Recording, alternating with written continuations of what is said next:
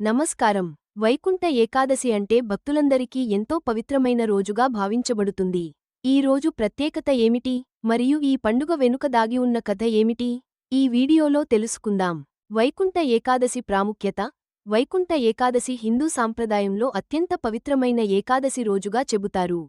ఇది ముక్తి కోసం ఎంతో ముఖ్యమైన రోజుగా భావించబడుతుంది. వైకుంఠ ద్వారం మరియు వైష్ణవ ఆచారాలు. ఈ రోజున ఆలయాలలో వైకుంఠ ద్వారం తెరుస్తారు. ఇది వైకుంఠం లోకానికి ప్రవేశద్వారంగా భావిస్తారు. భక్తులు ఉపవాసం చేసి శ్రీమహావిష్ణువు భజనలో నిమగ్నమై ఉంటారు. మూర్తి రాక్షసుడి కథ. పూర్వం మూర్తి అనే రాక్షసుడు దుష్ట కర్మలతో యజ్ఞాలు భంగం చేసేవాడు. శ్రీ మహావిష్ణువు ఆ రాక్షసుడిని రక్షించి ఉపవాసం యొక్క గొప్పతనాన్ని చాటి చెప్పాడు. ఈ రోజున చేపట్టవలసిన పూజలు. ఈరోజు ఉపవాసం ఉండి శ్రీమహావిష్ణువు స్తుతి చేయడం ద్వారా మన పాపాలు క్షమించబడతాయని హిందూ మతం చెబుతుంది. నారాయణ మంత్రాలను జపించడం, ఆలయాలకు వెళ్లడం, దానధర్మాలు చేయడం చాలా శ్రేష్టం.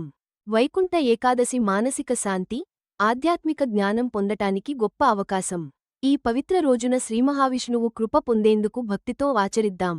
వైకుంఠ ఏకాదశి మహాత్మ్యాన్ని అందరికీ తెలియజేయండి. ఈ వీడియో మీకు నచ్చినట్లయితే లైక్ చేయండి, షేర్ చేయండి, ఇంకా మా డివైన్ మిస్టరీస్ ఛానల్ను సబ్స్క్రైబ్ చేయడం మర్చిపోవద్దు. నారాయణ